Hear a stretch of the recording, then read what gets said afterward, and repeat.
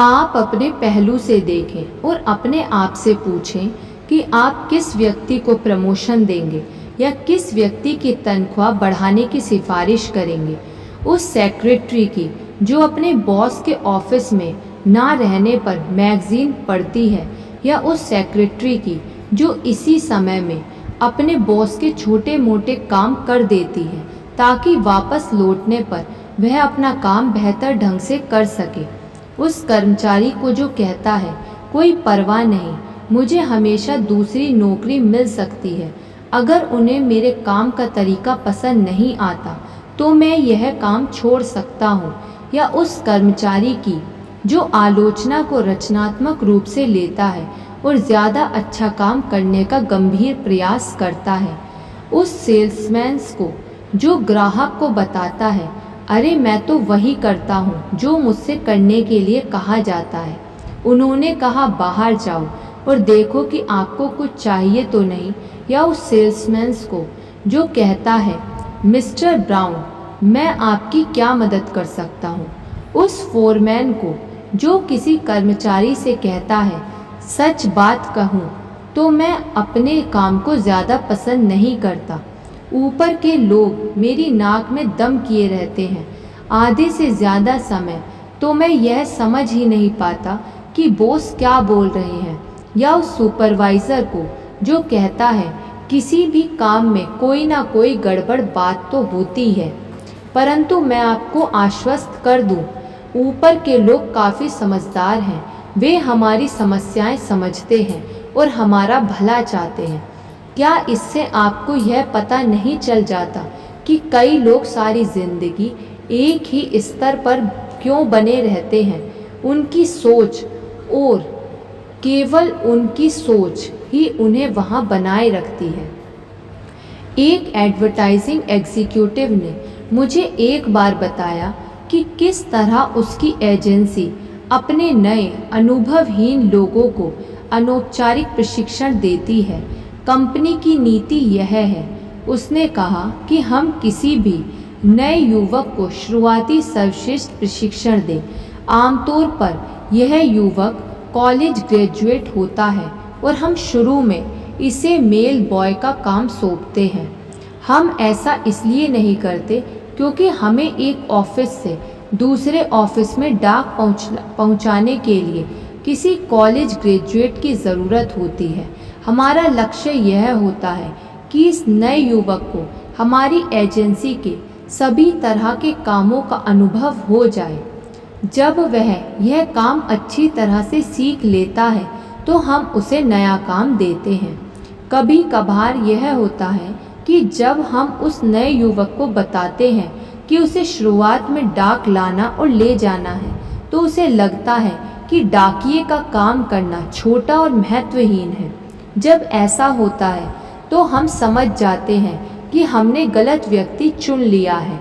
अगर उसमें यह देखने की दूरदृष्टि नहीं है कि मेल बॉय का काम सीखना जरूरी है, कि यह महत्वपूर्ण कार्यों की दिशा में पहला व्यवहारिक कदम है, तो हमारी एजेंसी में उसका कोई भविष्य नहीं है।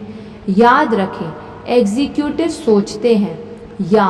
जब इस सवाल का जवाब उस स्तर पर वह व्यक्ति क्या करेगा, तो इसके पहले वे इस सवाल का जवाब ढूंढते हैं, अभी वह जो काम कर रहा है वह कैसा कर रहा है। यहाँ पर एक तर्क दिया जा रहा है जो दमदार, सीधा सा और आसान है। आगे पढ़ने से पहले इसे कम से कम 5 बार पढ़ें। वह व्यक्ति जो सोचता है कि उसका काम महत्वपूर्ण है, उसे मानसिक संकेत मिलते हैं कि वह बेहतर काम कैसे कर सकता है, और बेहतर काम का मतलब होता है ज़्यादा प्रमोशन, ज़्यादा तनख्वाह, ज़्यादा प्रतिष्ठा, ज़्यादा सुख। हम सभी ने देखा होगा कि बच्चे किस तरह जल्दी से अपने माता पिता के रवैये, आदतें, डर और रुचियों को सीख लेते हैं, चाहे भोजन की रुचि हो, व्यवहार के तरीके हों, धार्मिक और राजनीतिक विचार हो, या किसी और तरह का व्यवहार हो। बच्चे आम तौर पर अपने माँ बाप की सोच का जीता जागता प्रतिबिंब होता है, वह नकल करके सीखता है और यही वयस्कों के साथ भी होता है। लोग जिंदगी भर दूसरों की नकल करते रहते हैं। वे अपने लीडर्स और सुपरवाइजर्स की नकल करते हैं। उनके विचारों और कार्यों पर इन लोगों का बहुत प्रभाव पड़ता है। आप इसे आसानी से परख सकते हैं। अपने किसी दोस्त और उसके बॉस का अध्ययन करें और यह देखें कि दोनों की सोच और कार्यों में कितनी समानता है। आपका दोस्त इन क्षेत्रों में अपने बॉस की नकल कर सकता है। भाषा और शब्दों का चयन, सिगरेट पीने का तरीका, चेहरे के कुछ हाव भाव और आदतें, कपड़ों का चुनाव और कार का चयन, इसके अलावा और भी बहुत सारे क्षेत्रों में समानता दिखाई दे सकती है। नकल की शक्ति को देखने का एक और तरीका कर्मचारियों के रवैये और बॉस के रवैये की तुलना करना है। अगर बॉस नर्वस, तनावग्रस्त, चिंतित होगा तो उसके करीबी सहयोगी भी इसी तरह के होंगे। परंतु जब मिस्टर बॉस सफल महसूस करते हैं, अच्छा महसूस करते हैं, तो उनके कर्मचारी भी सफल और अच्छा महसूस करते हैं। इससे हमें यह शिक्षा मिलती है, हम अपने काम के बारे में जिस तरह सोचते हैं उससे यह तय होता है कि हमारे अधीनस्थ अपने काम के बारे में किस तरह सोचेंगे। हमारे अधीनस्थों का काम के बारे में जो रवैया होता है वह काम के बारे में हमारे अपने रवैये का प्रतिबिंब होता है। यह याद रखना महत्वपूर्ण है कि हमारे अच्छे बुरे रवैये का असर हमारे अधीनस्थों के रवैये पर पड़ता है। जिस तरह की किसी बच्चे पर अपने माँ बाप के रवैये का असर पड़ता है। सफल लोगों को सिर्फ एक गुण पर ध्यान केंद्रित करें, उत्साह।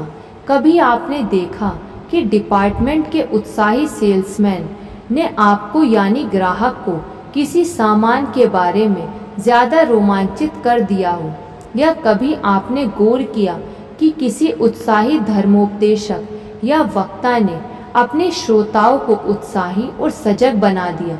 अगर आप में उत्साह होगा तो आपके आसपास के लोगों में भी उत्साह होगा। परंतु आप अपने भीतर उत्साह किस तरह भर सकते हैं? मूलभूत आसान है।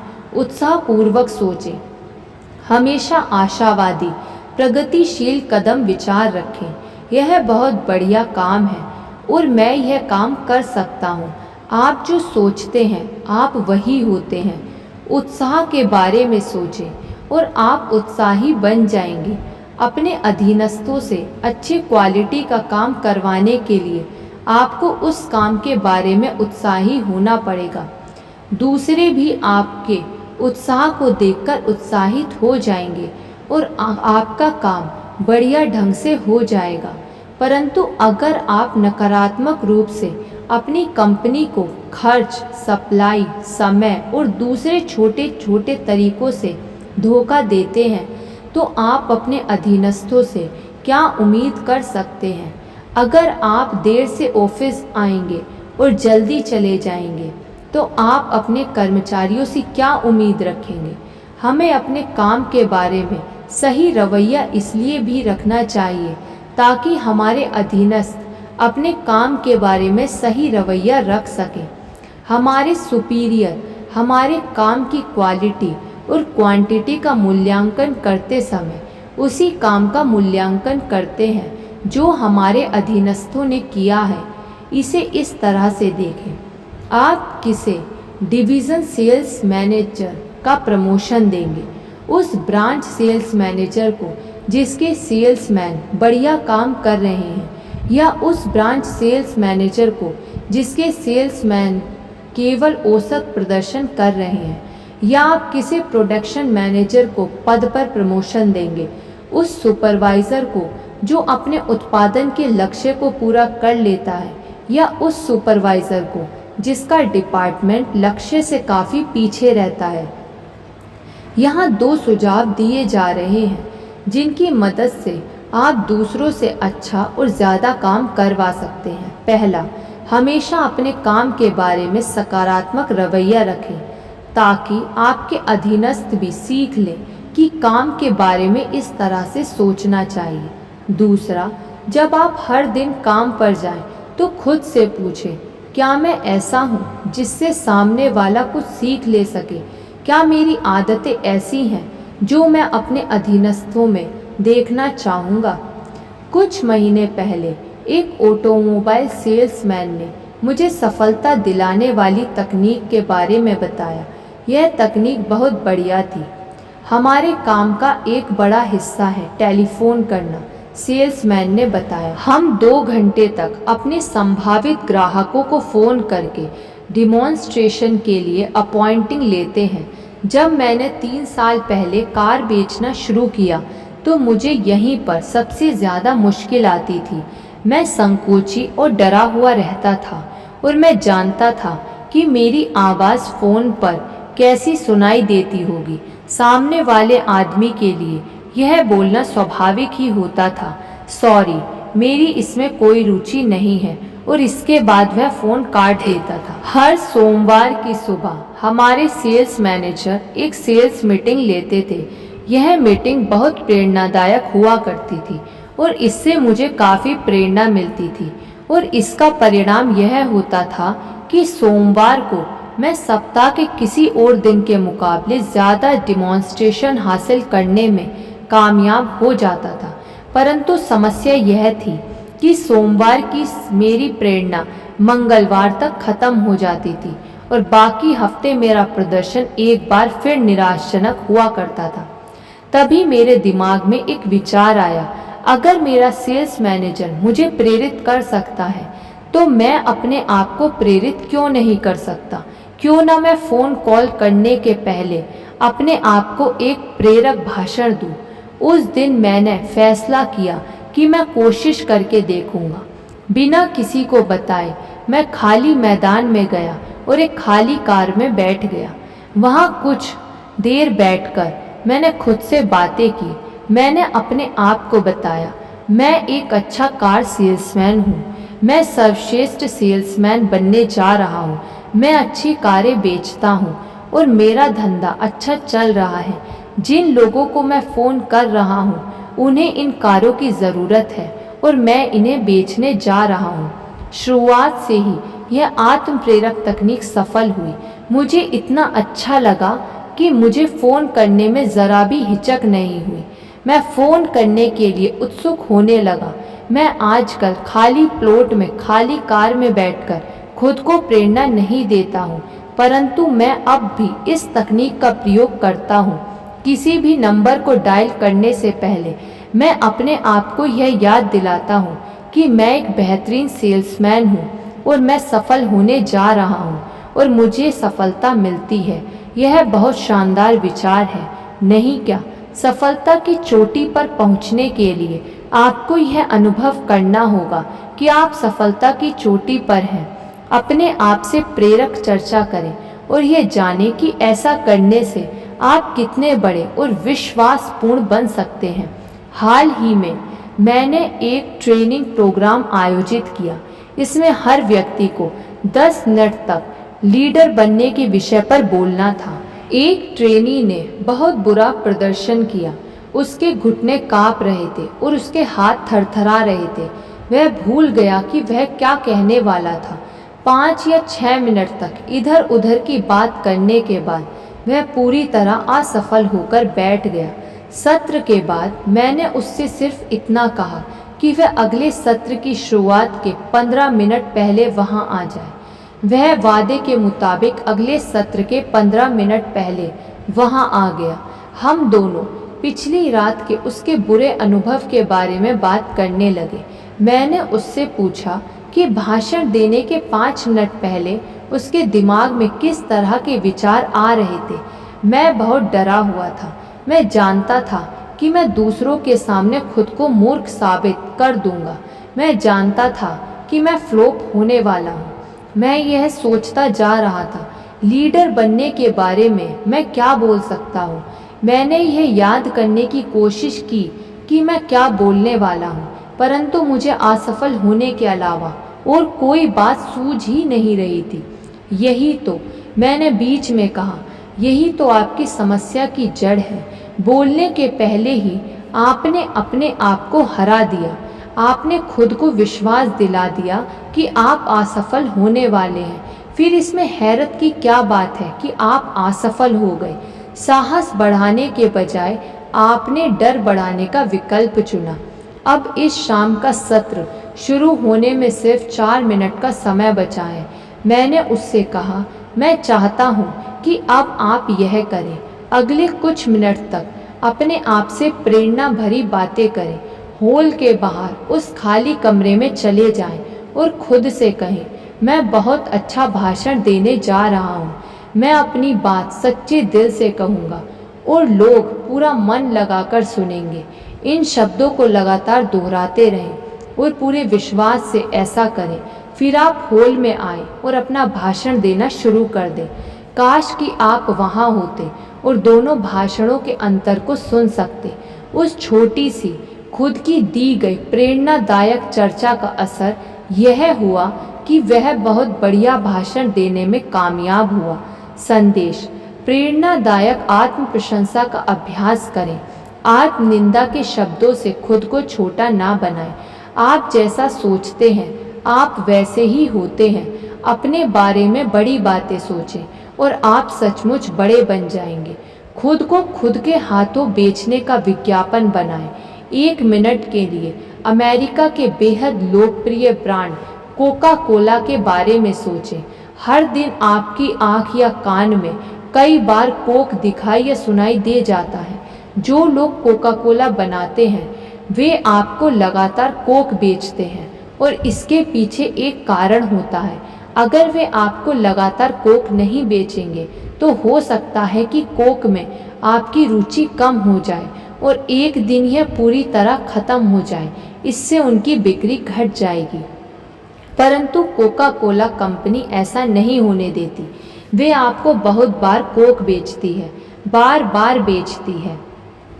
हर दिन हम लोग ऐसे आधे जिंदा आधे मुर्दा लोगों को देखते हैं जिन्होंने खुद को खुद के हाथों नहीं बेचा है। उनमें अपने सबसे महत्वपूर्ण सामान यानी खुद के लिए कोई आत्मसम्मान नहीं है। ये लोग नीरस हैं, खुद को छोटा समझते हैं। उन्हें लगता है उनकी कोई हस्ती नहीं है और चूंकि उन्हें ऐसा लगता है इसलिए सचमुच ऐसा ही होता है। आधे जिंदा आधे मुर्दा आदमी को इस बात की ज़रूरत है कि वह खुद को खुद के हाथों बेच दे। उसे यह महसूस करना होगा कि वह एक फर्स्ट क्लास आदमी है। उसे खुद पर सच्चा पूरा विश्वास करना ही होगा। टॉम स्टैली एक युवक है जो तेजी से सफलता के रास्ते पर जा रहा है। टॉम दिन में 3 बार खुद को खुद के हाथों बेचता है और वह ऐसा टॉम स्टैली के 60 सेकंड के विज्ञापन के माध्यम से करता है। वह अपने विज्ञापन को हमेशा अपने पर्स में अपने साथ रखता है। इस विज्ञापन में उसने क्या लिखा है? टॉम स्टैली से मिले, एक महत्वपूर्ण सचमुच महत्वपूर्ण व्यक्ति। टॉम, आप एक बड़े चिंतक हैं, इसलिए आप बड़ा सोचें। हर चीज़ के बारे में बड़ा सोचें। आप में बढ़िया काम करने की बहुत योग्यता है, इसलिए हमेशा बढ़िया काम करें। टॉम, आप सुख, प्रगति और अमीरी में विश्वास करते हैं, इसलिए सिर्फ सुख के बारे में बात करें, सिर्फ प्रगति के बारे में बात करें, सिर्फ अमीरी के बारे में बातें करें। आप में बहुत क्षमताएं हैं टॉम, आप में बहुत क्षमताएं हैं, इसलिए आप अपनी क्षमताओं का उपयोग अपनी नौकरी में करें।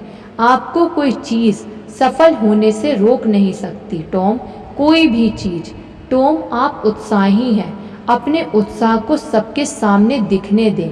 आप अच्छे दिखते हैं टॉम और आप अच्छा अनुभव करते हैं, ऐसे ही बने रहें। टॉम स्टैली, आप कल बहुत बढ़िया आदमी थे और आप आज उससे भी बढ़िया आदमी बनकर दिखाएंगे। अब ऐसा करके दिखाएं टॉम, आगे बढ़ें। टॉम मानता है कि इस विज्ञापन की मदद से ही वह इतना सफल और महत्वपूर्ण बन पाया। खुद को खुद के हाथों बेचने से पहले मैं सोचा करता था कि मैं हर एक की तुलना में हीन हूँ, छोटा हूँ। अब मैं महसूस करता हूँ कि मेरे सफल होने के सारे गुण हैं और मैं सफल हो रहा हूँ और मैं हमेशा सफल होता रहूँगा। आप अपना खुद के हाथों खुद को बेचने का विज्ञापन कैसे बनाएं? पहले तो अपने गुणों को चुनें। आप में कौन सी योग्यताएं और काबिलियत है, खुद से पूछें। मुझ में क्या खास बात है? अपने बारे में वर्णन करते समय जरा भी संकोच ना करें। इन गुणों को एक कागज पर अपने शब्दों में लिख लें। फिर अपने बारे में विज्ञापन लिखें। टॉम स्टेली के विज्ञापन को एक बार फिर पढ़ें। यह देखें वह किस तरह टॉम से बात करता है, अपने आप से बात करता है। बिल्कुल स्पष्ट रहे। जब आप विज्ञापन तैयार करें तो किसी के बारे में ना सोचें, खुद के बारे में सोचें। तीसरी बात, आप दिन में कम से कम एक बार इस विज्ञापन को अकेले में जोर से पढ़ें। शीशे के सामने पढ़ने से ज़्यादा फायदा होगा। इसे पढ़ते समय शारीरिक गतिविधियों की भी मदद लें। अपने विज्ञापन को दृढ़ निश्चय के साथ पढ़ें। इसे पढ़ते समय अपने शरीर में रक्त का प्रवाह तेज हो जाने दें। इसे जोश के साथ पढ़ें। चौथी बात, आप अपने विज्ञापन को हर दिन चुपचाप कई बार पढ़ें। जब भी आपको किसी परिस्थिति में साहस की जरूरत हो, इसे पढ़ें। जब भी आप खुद को निराश या असफल पाएं, इसे पढ़ें। अपने विज्ञापन को हमेशा अपने पास रखें और इसका प्रयोग करें। एक बात और, बहुत से लोग, शायद ज़्यादातर लोग, सफलता की इस तकनीक को पढ़कर हंस सकते हैं, इसलिए क्योंकि ये लोग यह मानने को तैयार नहीं होते कि विचारों को नियंत्रित करके सफलता पाई जा सकती है। परंतु मेहरबानी करके औसत व्यक्तियों के फैसले को ना माने। आप औसत व्यक्ति नहीं हैं। अगर आपको खुद के हाथों खुद को बेचने के सिद्धांत के बारे में कोई शंका है तो अपनी पहचान को सबसे सफल व्यक्ति से सलाह लें कि वह इस बारे में क्या सोचता है। उससे पूछें और फिर खुद के हाथों खुद को बेचना शुरू करें।